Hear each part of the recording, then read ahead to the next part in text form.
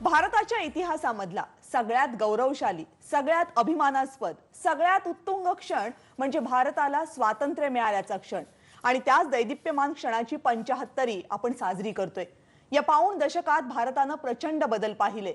लोखंडाचा बैलाने ओढणाऱ्या नांगराच्या जागी ट्रॅक्टर आला, शेतीचं अवघं विश्व बदललं। बैलगाडीतला प्रवास सायकल, मोटरसायकल आणि नंतर ट्रेनमधून व्हायला लागला आणि प्रवासाचं विश्व बदललं। औद्योगिक प्रगती ही देशातल्या प्रत्येक क्षेत्रावर मूलगामी परिणाम करते हे लक्षात घेऊन देशाचे पहिले पंतप्रधान जवाहरलाल नेहरू यांनी विविध औद्योगिक प्रकल्पांचा पाया देशात घातला आणि अनेक उद्योगपतींनी, उद्योजकांनी त्याला सकारात्मक दिशाही दिली। पण तरीही शेतीवरचं रोजगार निर्मितीचं ओझं कमी करण्याइतकं भारताचं उद्योग क्षेत्र सक्षम होऊ शकलं नाही आणि सेवा क्षेत्राने भरारी घेतल्यानंतर उद्योगांच्या अवाढव्यतेकडे पाहण्याचा अवघा दृष्टिकोनच बदलला। आज स्वातंत्र्याचा अमृत महोत्सवाचा आनंद साजरा करत असताना या सगळ्या यशापयाशी अगदी खुलेपणाने चर्चा करणं आवश्यक ठरतं आणि म्हणूनच स्वातंत्र्याची 75वी विशेष माझा महाराष्ट्र माझं विजन या कार्यक्रमामध्ये आणि अशाच मुद्द्यांवर चर्चा करण्यासाठी मी आमंत्रित करते महाराष्ट्राचे उद्योग मंत्री सुभाष देसाई यांना। सर, स्वागत आहे एबीपी माझा मध्ये तुमचं। हा, नमस्कार। सुभाष देसाई जे गेल्या 75 वर्षातील उद्योग विश्व, त्याची प्रगती आणि त्यांच्या समोरची भविष्यातली आव्हानं ही खरं तर कायमच चर्चेला आपण घेत असतो। मात्र कोरोना नंतर या सगळ्याची परिमाणं खूप मोठ्या प्रमाणावर बदलली आहेत। त्यामुळे या सगळ्याबाबतचं तुमचं विजन प्रथम तुम्ही मांडावं अशी विनंती मी करते।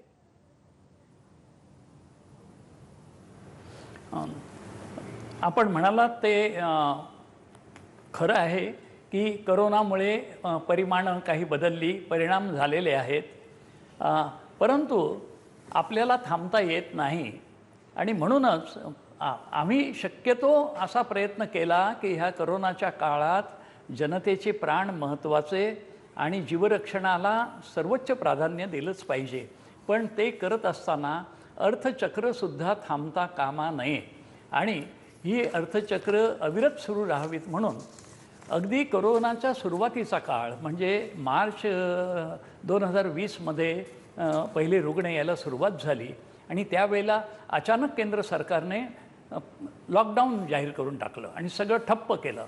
पण तरीसुद्धा एप्रिलमध्ये म्हणजे पुढच्याच महिन्यामध्ये महाराष्ट्राने मात्र आपली उद्योगांची चक्र सुरू करण्याचं ठरवलं आणि सर्व औद्योगिक क्षेत्रांमध्ये, कारखान्यांमध्ये जे काही कामकाज चालतं ते त्यांना सुरू ठेवण्याची मुभा दिली, त्यांना प्रवासाची मुभा दिली, त्यांच्या मालाची वाहतूक इकडून तिकडे होणं यालासुद्धा परवानग्या दिल्या आणि त्यामुळे एक गोष्ट चांगली झाली म्हणजे एक परिणाम चांगला झाला की आपण रोजगार लोकांचे वाचवू शकलो।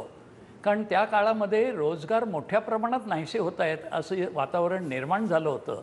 परंतु महाराष्ट्रानं जी भूमिका घेतली आणि सगळी औद्योगिक चक्र सुरू करण्यासाठी सर्वतरीची प्रोत्साहनं दिली, त्याचा परिणाम असा झाला की कामगार कामावर येऊ लागले आणि रोजगार वाचले। रोजगाराला प्राधान्य हेच आपलं औद्योगिक धोरण आहे। उद्योगवाढ कशासाठी करायची तर शासनाला महसूल मिळावा, राज्याची भरभराट व्हावी, हे जितकं आवश्यक आहे तितकंच किंवा सगळ्यात सर्वश्रेष्ठ जर कसली गरज असेल तर रोजगार निर्मिती सतत होत राहिली पाहिजे। म्हणून आमचं लक्ष याच्या रोजगारावर हे केंद्रित झाल्यामुळे हे आता आपण जर पाहिलं तर जवळजवळ सर्वत्र उद्योगाचे हे सुरुवात झालेलीच आहे आणि ही चक्र वेगाने फिरू लागलेली आहेत। देसाई साहेब, हे तर आहेच, म्हणजे तुम्ही जे म्हणताय त्यानुसार प्रायोरिटी देऊन तुम्ही गोष्टी सुरळीत करण्याच्या दृष्टीने प्रयत्न तर सुरू केलेलेच आहेत। पण जसं आता आपण उल्लेख करतोय आणि अजूनही आपण त्या कोरोनाच्याच पिरियडमध्ये आहोत, अजूनही आपल्याला माहिती नाहीये की पूर्णपणे कोरोना झिरो होऊन आपलं नॉर्मल लाईफ कधी सुरू होईल। आणि जसं सरकार देखील सांगते आणि आता लोकांनी देखील ते स्वीकारलंय की कोरोना सह जगायचं आहे आपल्याला। तर या सगळ्या याच्यामध्ये सरकारला देखील मोठ्या प्रमाणात आर्थिक जर आपण फ्रंटवर विचार केला तर सरकारला भांडवल उभारणी आणि त्यानुसार उद्योगांनाही मग त्यांना हात द्यायचा आहे। तर ही तारेवरची कसरत तुम्ही उद्योगमंत्री म्हणून कशी बघताय? किती चॅलेंजिंग आहे? येणाऱ्या काळात काही टाइम फ्रेम तुम्ही सेट केलाय यासाठी? नेमक्या काय गोष्टी करायच्या?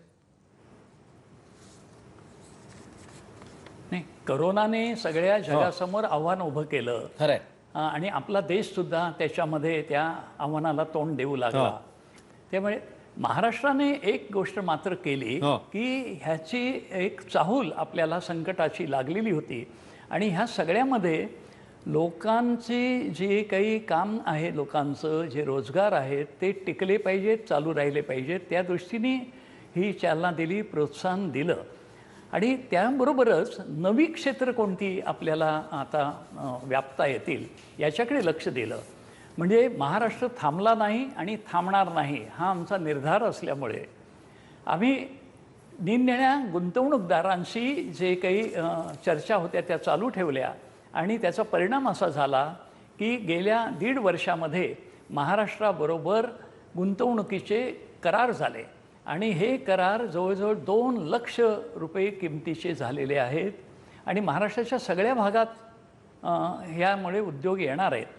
यावेळच्या करारांमधलं एक वैशिष्ट्य मी असं सांगेन की ह्या सगळ्या करारांपैकी सर्वच करार हे अंमलात येत आहेत. म्हणजे याच्यातल्या करार जेवढे झाले म्हणजे जवळजवळ 60 कंपन्यांबरोबर करार झाले, त्याच्यातल्या 70% कंपन्यांनी जमिनी घेतल्या MIDCकडून किंवा त्यांच्या खाजगी माध्यमातून. परंतु जमिनी ज्यांनी विकत घेतल्या राज्यामध्ये याचा अर्थ ते आता येथे सुस्थिर होत आहेत. काहींनी बांधकामं सुरू केली आणि ही सगळी प्रगत अवस्थेत हे सगळे उद्योग असल्यामुळे यावेळेला केलेले करार जवळजवळ अगदी 90-95% तरी अंमलात येतीलच याचा आम्हाला आता पूर्ण विश्वास आहे. यामुळे काय होईल की हे जर आपण पाहिलं कोणते उद्योग येत आहेत तर याच्यामध्ये नव्या प्रकारचे उद्योग आणण्यामध्ये आम्हाला थोडंसं यश मिळालं आहे. डेटा सेंटर ही पॉलिसी राज्य सरकारने केली आणि ह्या डेटा सेंटरचा उद्योग महाराष्ट्रात मोठ्या प्रमाणावर येतो आहे. ह्याच्यामध्ये आपण एक सुदैवी आहोत की ज्या सबमरीन केबल्स आहेत किंवा आफ्रिका, युरोप, अमेरिका अशा खंडांमधून आशिया खंडाकडे येणाऱ्या, भारताकडे येणाऱ्या ज्या समुद्राखालच्या केबल्स आहेत ह्या मुंबईमध्ये येऊन थांबतात. आपली किनारपट्टी आहे त्याचा आपल्याला फार मोठा लाभ होतो आहे आणि त्यामुळेच किनारपट्टीच्या परिसरामध्ये डेटा सेंटर्स उभारणं हे सोयीस्कर आहे. त्यामुळं त्या डेटा सेंटरसाठी जे उद्योजक उत्सुक होते त्यांना आम्ही आकर्षित केलं. त्यांना अशा प्रकारचं धोरण दिलं की भारतामध्ये सर्वात जास्त आकर्षक ठिकाण हे महाराष्ट्र आहे आणि त्यांनी अनेकांनी असे करार केल्यामुळे आता ही डेटा सेंटर्स विकसित होऊ लागत आहेत. त्याच्यामुळे आपला माहिती तंत्रज्ञानाचा जो उद्योगाचा पसार आहे तो आणखी वाढणार आहे आणि माहिती तंत्रज्ञानाचं क्षेत्र किंवा टेक्नॉलॉजीचं क्षेत्र हे जास्तीत जास्त रोजगार निर्माण करतं आणि आपल्याकडे सुदैवानं असंख्य आपल्या इंजिनिअरिंग महाविद्यालयांमधून दरवर्षी उत्तीर्ण होणारी मुलं मुली ही सॉफ्टवेअर इंजिनियर्स किंवा सॉफ्टवेअर मॅनेजर्स अशा प्रकारची कामं करण्यामध्ये वाकबगार आहेत. एका बाजूने हे कुशल मनुष्यबळ तयार होतं आहे आणि दुसऱ्या बाजूला त्यांना आवश्यक असलेले रोजगार तयार होत आहेत. अशी ही परस्परांना पूरक परिस्थिती निर्माण झालेली आहे आणि म्हणून पुढच्या भविष्याकडे बघताना आम्ही याच्यामध्ये तंत्रज्ञानावर आधारित उद्योग जास्त यावेत असा प्रयत्न केलेला आहे. याच्यामध्ये मी आपल्याला सांगतो की तळेगावजवळ आपण इलेक्ट्रॉनिक्सचं एक पार्क तयार करतो, एक उद्यान की ते भारत सरकारनेच ही योजना आपल्याकडे पाठवली आणि राज्यामध्ये असं तुम्ही एक उद्यान स्थापन करा. ते आम्ही तळेगावला ते करतो आहोत. त्याच्यामध्ये इलेक्ट्रॉनिक्सच्या क्षेत्रात अनेक उद्योग तिथे येतील आणि त्याच्यात तरुण तरुणींना चांगल्या प्रकारे नोकऱ्या तिथे मिळू शकतात की जे शिक्षण ते घेत आहेत त्या शिक्षणाला साजेसं काम त्यांना मिळणार आहे. त्याचबरोबरीनं आपण एक बल्क ड्रग पार्क हा रायगड जिल्ह्यात होतो आहे. ही सुद्धा भारत सरकारची आत्मनिर्भर अशी जी योजना आहे की औषधाला लागणारी जी प्रमुख उत्पादनं आहेत किंवा जो कच्चा माल आहे तो चीनमधून आयात करावा लागतो. भविष्यामध्ये तसं अवलंबून राहणं बरोबर नाही म्हणून भारतातच अशा प्रकारची रसायनं तयार व्हावीत, औषधाला लागणारा कच्चा माल इथेच तयार व्हावा आणि मग औषधं उद्यानं ही भारतात काही ठिकाणी करण्याचं केंद्र सरकारने धोरण कळवल्यानंतर रोहा मुरुड या भागामध्ये आपण एक आधुनिक आणि नमुनेदार असं बल्क ड्रग पार्क तयार करतो आहे ज्याच्यामध्ये आपली आत्मनिर्भरता तर ते साधली जाईलच. म्हणजे महाराष्ट्रामध्ये आणि ह्या संबंध कोरोनाच्या काळामध्ये आपण जे अनुभव घेतले की आता आरोग्य रक्षणाला प्राधान्य दिलं पाहिजे. केवळ भारतच नाही तर जगभरामध्ये अशा प्रकारचा एक संदेश गेलेला आहे की आरोग्य रक्षण हे सर्वात महत्त्वाचं. आणि म्हणून औषधांची गरज ही वाढती राहणार आहे. बरोबरच आरोग्य क्षेत्राला लागणारी उपकरणं, त्याला लागणारी विविध अशा प्रकारची उत्पादनं ही सातत्यानं ह्याची मागणी जगभरात वाढत जाणार आहे. त्यासाठी फ्युचर रेडी की भविष्यासाठी सज्ज होणं हे आपण आता करतो आहोत. तेव्हा अशी ही औद्योगिक जी उद्यानं होत आहेत, आम्ही आणखी एका क्षेत्राकडे लक्ष देतो आहोत आणि ते म्हणजे अन्न प्रक्रिया उद्योग. आपला महाराष्ट्र सुद्धा शेतीप्रधान आहे, परंतु शेतकऱ्यांना त्याच्यातून जास्त उत्पन्न कसं मिळेल ह्याचा आपण शोध घेत असताना असं लक्षात आलं की ज्याला मूल्यवर्धन केलं पाहिजे असं म्हटलं जातं. हे मूल्यवर्धन करण्यासाठी केवळ शेतीमध्ये चांगलं उत्पादन काढून उपयोग नाही किंवा अधिक उत्पन्न काढून उपयोग नाही, तिथे थांबता नाही येणार. तर ह्या शेतीतून निघालेल्या शेतमालाचा वर जर प्रक्रिया झाली, त्याचं चांगलं पॅकिंग झालं, त्याची चांगल्या प्रकारे त्याचं मार्केटिंग झालं तर नक्कीच शेतकऱ्याला सुद्धा मिळणारं उत्पन्न आहे ते वाढेल आणि शेतमालाला शाश्वत अशा प्रकारची बाजारपेठ सातत्यानं मिळत राहील. हे बघून आम्ही संभाजीनगर जिल्ह्यामध्ये बिडकीन या ठिकाणी एक चांगल्या प्रकारे मोठंच्या मोठं असं एक फूड प्रोसेसिंग पार्क तयार करायला घेतलेलं आहे. त्याच्यामध्ये अनेक कंपन्यांनी स्वारस्य दाखवलेलं आहे आणि मोठ्याबरोबरच छोटे उद्योग तिथे जे येतील की त्या परिसरामध्ये, मराठवाड्याच्या परिसरामध्ये निर्माण होणारा कापूस, सोयाबीन, मका यासारखी जी किंवा तेलबिया ह्यासारखी जी उत्पादनं आहेत किंवा शेतमाल आहे, ह्या शेतमालावर तिथे प्रक्रिया होईल, त्याचं पॅकिंग होईल, त्याचं ब्रँडिंग होईल, त्याचं मार्केटिंग होईल. त्यामुळे शेती केवळ संकटात आहे म्हणून चालणार नाही, वारंवार ती संकटात येते.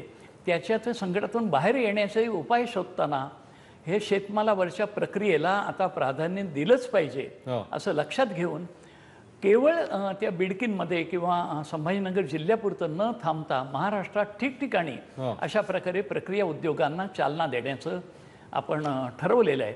ही वेगवेगळी क्षेत्र जर बघितली तर एका बाजूने डेटा सेंटरचा उद्योग उदयाला येतोय, दुसऱ्या बाजूने इलेक्ट्रॉनिक्स पार्क येते, ड्रग पार्क येते आणि शेती प्रक्रिया उद्योग.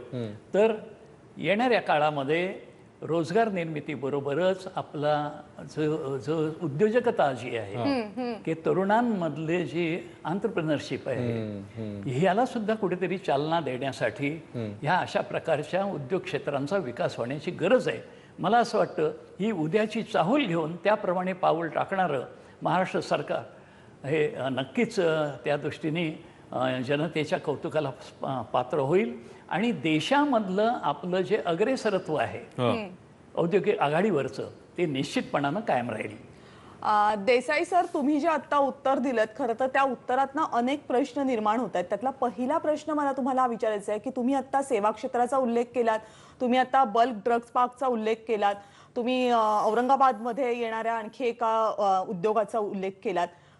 मुद्दा असा येतो की जेव्हा हे उद्योग निर्मितीची प्रक्रिया सुरू होते त्यावेळेस ही पसंती असते की जिथे ऑलरेडी हब तयार झालेले आहेत, जिथे पहिलेच उद्योग आहेत अशा शहरी भागांना आणि मग एका विशिष्ट शहरी भागांपुरतं किंवा त्यांना ऍडजस्टंट असलेल्या जिल्ह्यांपुरतं, जसं मुंबईला अगदी लागून असलेला रायगड जिल्हा, त्यामुळे मुंबईकडे एखादा उद्योग आला की पहिला ऑप्शन असतो तो रायगड जिल्ह्याचा. आणि असंच मग इतर पुणे आणि औरंगाबाद या शहरांचं उदाहरण घेतलं तर तसंच होतं. तळेगावचा तुम्ही उल्लेख केलात. जी सगळी विकासाची औद्योगिकीकरणाची प्रक्रिया आहे ती मग या शहरांपुरती सीमित राहते आणि ग्रामीण भागापर्यंत ते पोहोचतच नाही, त्याचे फायदे पोहोचत नाही, इन्फ्रास्ट्रक्चरल डेव्हलपमेंट होत. त्यामुळे याकडे लक्ष देण्याची आता गरज आलेली आहे असं तुम्हाला नाही वाटत का?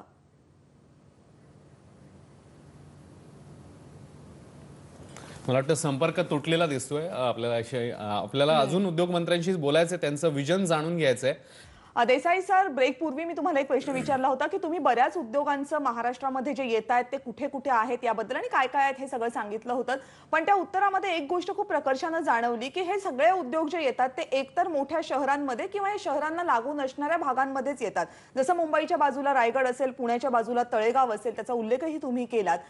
जेव्हा जेव्हा उद्योग येतात तेव्हा तेव्हा जर त्यांची वाढ ही शहर केंद्रित किंवा शहरांच्या आजूबाजूलाच राहणार असेल तर मग इतर भागांमध्ये हे उद्योग कसे पोहोचणार? आणि आता 21व्या शतकामध्ये हे उद्योग क्षेत्रासमोरचं, राज्यासमोरचं एक मोठं आव्हान आहे असं तुम्हाला नाही वाटत का?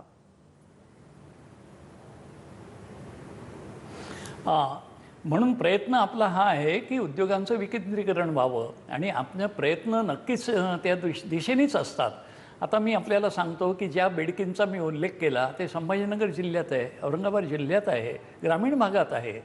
त्यानंतर यवतमाळला विटारा ही एक फार मोठी कंपनी त्या ठिकाणी एनर्जीच्या म्हणजे ह्या विद्युत आणि क्षेत्रामध्ये गुंतवणूक करते.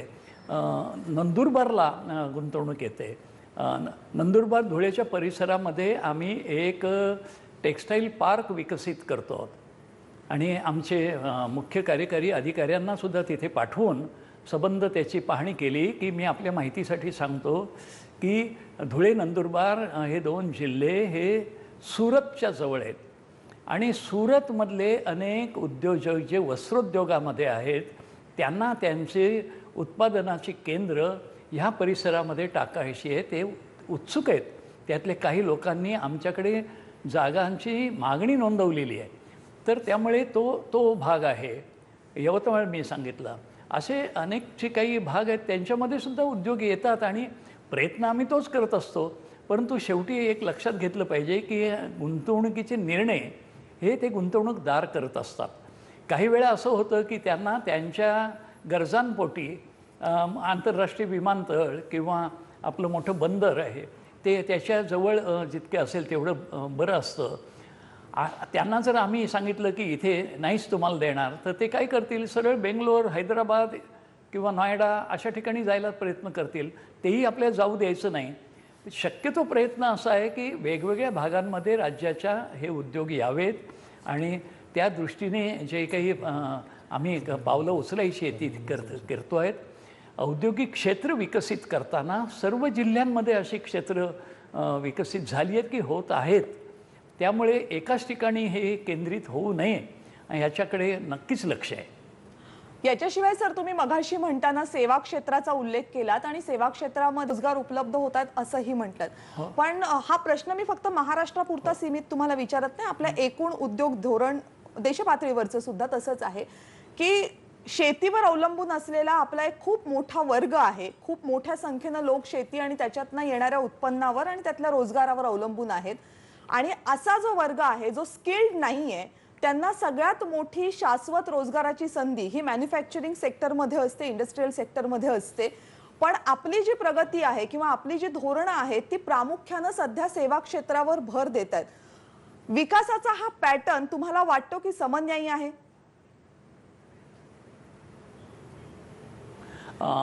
असं आहे, जसा काळ बदलतो त्याप्रमाणे आपल्याला प्रतिसाद द्यावा लागतो. आता आपण बघितलं की ह्या गेल्या 1.5-2 वर्षामध्ये घरपोच माल ही एक पद्धत जास्त रूढ व्हायला लागलेली आहे. होम डिलिव्हरी, लोकांना ऑनलाईन माल मागवणं, घरपोच त्या वस्तू मागवणं ह्याच्यामध्ये एवढे काही बदल झालेले आहेत. ग्राहक केंद्रित अशा प्रकारचा उद्योग ई कॉमर्सच्या माध्यमातून ते सगळं व्हायला लागल्यामुळे नक्कीच आपल्याला त्याकडे लक्ष द्यायलाच पाहिजे. एकंदर जर बघितलं तुम्ही तर आपल्या ह्या संबंध उलाढालीमध्ये शेतीपेक्षा उद्योगाचं उत्पादन जास्त आणि सेवा क्षेत्रामध्ये म्हणजे आपली जवळजवळ 50% वाटा आपल्या अर्थव्यवस्थेतला हा सेवा क्षेत्राचा आहे. आणि म्हणूनच याच्यामध्ये फ्लिपकार्ट, ॲमेझॉन याच्यासारख्या मोठमोठ्या हे साखळी जो व्यापार आहे त्याच्यामध्ये वाढ झालेली आहे आणि ही वाढ होणार. आपण नाही म्हणून चालत नाही आहे, पण त्याच्यामध्ये सुद्धा रोजगार आहेत. असंख्य लोकांना त्याच्यामध्ये कामाची संधी मिळते आहे. ह्याचबरोबरीनं पर्यटन हे एक क्षेत्र असं आहे की ते वाढतंय आणि ते करोनाच्या काळामध्ये जरी त्याच्यामध्ये मंदी आली असली तरीसुद्धा ते क्षेत्र काही संपणारं नाही आहे, ते पुढे चालूच राहणार आहे. आपलं राज्य हे असं राज्य आहे की त्या राज्याने पर्यटनाला उद्योगाचा दर्जा दिला आणि त्यामुळं त्यांना एक पुढे येण्याची खूप मोठी संधी याच्यातून निर्माण झालेली आहे. हा निर्णय इतका महत्त्वाचा आहे की आता पर्यटनाच्या क्षेत्रामध्ये अधिकाधिक लोक जसजसं हे लॉकडाऊनचा काळ मागे पडतोय आणि चलनवलन किंवा दळणवळण हे सुरू होतं आहे, त्याच्यामध्ये हे सगळे पर्यटन क्षेत्रामध्ये नक्कीच महाराष्ट्र भरारी घेईल. तेव्हा सेवा क्षेत्र, पर्यटन, वाहतूक ह्या सगळ्या गोष्टींकडे दुर्लक्ष करता येत नाही. शेवटी सप्लाय चेन म्हणून जे काही प्रकार असतो की पुरवठ्याची ही सगळी साखळी ही अविरत चालू राहणार आहे, ती वाढतच जाणार आहे. कारण आपल्याकडे ग्राहकांची जी गरज आहे ती दिवसेंदिवस वाढत आहे आणि ग्राहक ह्या अशा प्रकारच्या पुरवठ्याच्या साखळ्यांवर अवलंबून आहे. तेव्हा संधी शोधत असताना जी उदयाला येत आहेत क्षेत्र, त्या क्षेत्रांना नकार देऊन चालत नाही. त्यासाठी आपल्याला प्रतिसाद देण्याची भूमिका घेतली पाहिजे.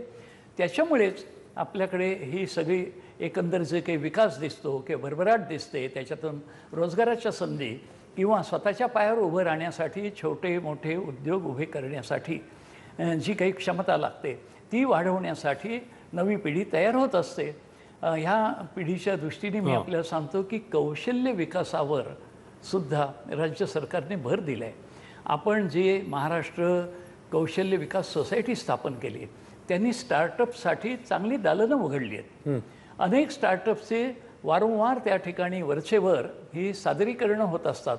नव्या भन्नाट कल्पना घेऊन तंत्रज्ञानाच्या माध्यमातून नवी उत्पादनं, नव्या सेवा हे नवयुवक घेऊन येतात आणि त्यांना त्यांच्या उद्योगामध्ये स्थिर कसं करता येईल यासाठी आमची सगळी जी धोरणं आहेत ती तयार केलेली आहेत. त्यामुळं निरनिराळ्या प्रतिथयश किंवा यशस्वी उद्योजकांबरोबर त्यांची गाठ घालून देणं, त्यांना त्यांच्या उद्योगाच्या त्या कल्पनेचा विकास करण्यासाठी जे अनुकूल वातावरण पाहिजे, हे वातावरण ज्यांच्याकडे यापूर्वीच आहे असे मोठे उद्योग समूह सुद्धा आज स्टार्टअपचं स्वागत करताना दिसत आहेत. आमची राज्य सरकारची भूमिका आहे चांगली धोरणं करणं आणि ह्यांना अनुकूल अशा प्रकारची पार्श्वभूमी तयार करणं. तेव्हा ह्या कौशल्य विकासाच्या माध्यमातून जे अनेक कोर्सेस आज सुरू झालेले आहेत की ज्याचा लाभ आज तरुण तरुणी घेत आहेत. बऱ्याच ह्या सगळ्या काळामध्ये वर्ष दीड वर्ष ऑनलाईन अभ्यासक्रम घेण्याची आणि ते पूर्ण करण्याची एक चढावडच लागली होती आणि त्याच्यातून सुद्धा अनेकांनी स्वतःला सिद्ध केलेलं आहे, सज्ज केलेलं आहे, सज्ज ठेवलेलं आहे आणि त्याचे परिणाम आता दिसू लागलेले आहेत. तेव्हा नवीन क्षेत्र, सेवा क्षेत्र असेल किंवा आणखी तंत्रज्ञानाचं क्षेत्र असेल, हे जर आपल्या जवळ येत असेल तर ते त्याला बरोबर घेऊन पुढे जायचं. बरोबर. देसाई साहेब, या प्रश्नाच्या उत्तराची सुरुवात करताना तुम्ही असं म्हणालात की काळानुरूप आपल्याला बदलण्याच्या दृष्टीने पावलं टाकावी लागणार आणि कोरोनाने ते पुन्हा एकदा प्रूव्ह केलं की कसं आपल्याला अडॅप्टेबिलिटी आपली बेस्ट असायला पाहिजे. तर त्या अनुषंगाने एक प्रश्न विचारतो. वाढतं तंत्रज्ञान, वाढती प्रगती या सगळ्याबरोबर पर्यावरणाचा प्रश्न दिवसागणिक अधिक प्रमाणात जटिल होत चाललाय. तर पर्यावरणपूरक उद्योगासाठी तुम्ही काय नेमकं येणाऱ्या काळामध्ये पावलं बघताय?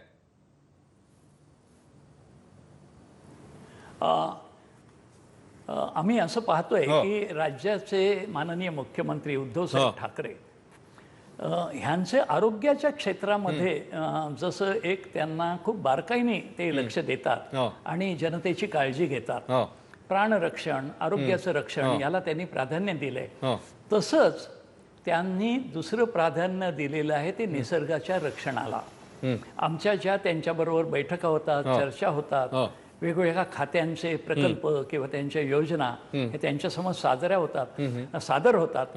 त्यावेळेला माननीय मुख्यमंत्री निक्षुणपणे आम्हाला सांगतात की कुठेही निसर्गाचा बळी देऊन आम्हाला विकास करायचा नाही, याची काळजी घ्या. कुठेही वृक्षतोड होईल किंवा आता पश्चिम घाट हा संवेदनशील क्षेत्र आहे, अशा भागामध्ये असे उद्योग तुम्ही आणायचा प्रयत्न करू नका, असा सल्ला ते देत आहेत. फक्त माझ्याच खात्यापुरतं नाही, सगळ्याच खात्यांना. आणि त्यामुळं आपल्या राज्यामध्ये पर्यावरणाचा पूर्वीच्या काळात जो काही ऱ्हास झाला असेल तो आता थांबवलाच पाहिजे आणि निसर्गाचं रक्षण, सृष्टीचं रक्षण करत करत आपल्याला हा समतोल साधावा लागेल। या दृष्टीनेच आपण पाहिलंच की त्यांनी या राज्य सरकारने एक मोठा क्रांतिकारक निर्णय घेतला की मुंबई सारख्या मेट्रोपॉलिटन शहरात 800 एकरचं अधिक वन तयार करणं आणि 800 एकर जागा वनांसाठी जास्तीची राखीव करणं हा एक मोठा निर्णय ह्या शासनानं घेतला की जे आरे कॉलनीच्या जवळ अशा प्रकारचं वन तयार होतंय।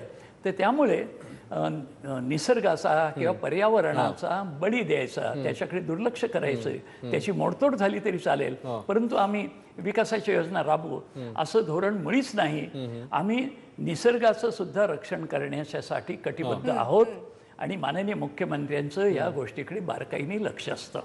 देसाई सर, एक प्रश्न असा विचारावासा वाटतो की आता जर आपण गुगल केलं काय की चॅलेंजेस बिफोर इंडियन इंडस्ट्री किंवा मॅन्युफॅक्चरिंग सेक्टर, तर पहिलं जे काही येतं त्याच्यामध्ये असतं कॅपिटल फॉर्मेशन, की कुणालाही उद्योगासाठी जर भांडवल उभं करायचं असेल तर ते करणं आपल्याकडे खूप कठीण असतं। दुसऱ्या बाजूला एक परिस्थिती अशी दिसते की बँकांमध्ये छोटा उद्योग करायला जर कुणी कर्ज मागायला गेलं तर त्याला प्रचंड कागद द्यावी लागतात, तारण द्यावं लागतं आणि ते मिळणं म्हणजे खटाटोप होऊन बसतो।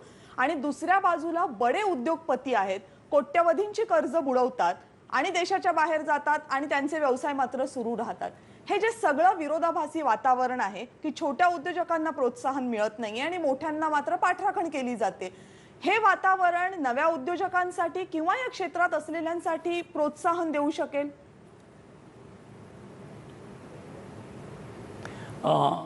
आपला प्रश्न अगदी नेमका आहे, बरोबर आहे।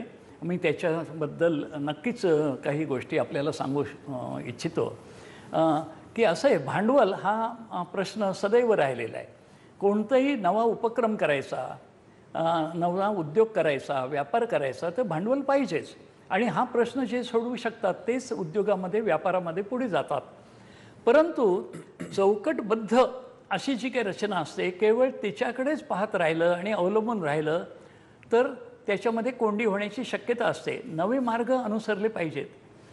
ह्या काळामध्ये आपण पाहतो आहोत की एवढं करोनाचं संकट आहे, सर्व मंदी आहे आणि बऱ्याच गोष्टी ठप्प होत आहेत, परंतु एका गोष्टीमध्ये मात्र उसळी आपल्याला घेताना दिसते अर्थकारण, आणि ते म्हणजे शेअर बाजार आहे। ह्या भांडवल बाजारामध्ये खूप पैसा येतोय आणि सातत्याने त्याची वृद्धी होते, ते वाढ होते, मग तिकडे का बघू नये? मग आम्ही सुद्धा त्याच्याकडे केवळ बघत राहिलो नाही की त्याचा ग्राफ कसा वर जातोय हे केवळ बघत राहिलो नाही, तर त्याचा वापर आपल्या छोट्या उद्योगांना कसा करता येईल, कसा करून घेता येईल। मोठ्या उद्योगांचा तर तो त्यांना त्याचा फायदा झालेलाच आहे, ते त्याच्यात आहेतच, पण छोट्या उद्योगांसाठी सुद्धा ह्या शेअर मार्केटचा जी काही वाढ होते त्या वाढीचा, वृद्धीचा फायदा कसा मिळता येईल यासाठी आम्ही नॅशनल स्टॉक एक्सचेंज आणि मुंबई स्टॉक एक्सचेंज ह्या दोघांच्या व्यवस्थापनाशी बोलून मागील 3-4 वर्षामध्ये त्या ठिकाणी MSME प्लॅटफॉर्म, हे SME प्लॅटफॉर्म हे तयार केलेले आहेत। लघु उद्योगांसाठी एक वेगळं दालन त्यांनी खुलं करून दिलं आणि मला सांगायला आपल्याला नक्कीच आनंद होतोय की गेल्या 3-4 वर्षामध्ये आजपर्यंत मी आता माहिती घेतली, जवळजवळ 350 लघुउद्योग हे शेअर बाजारामध्ये सूचीबद्ध झाले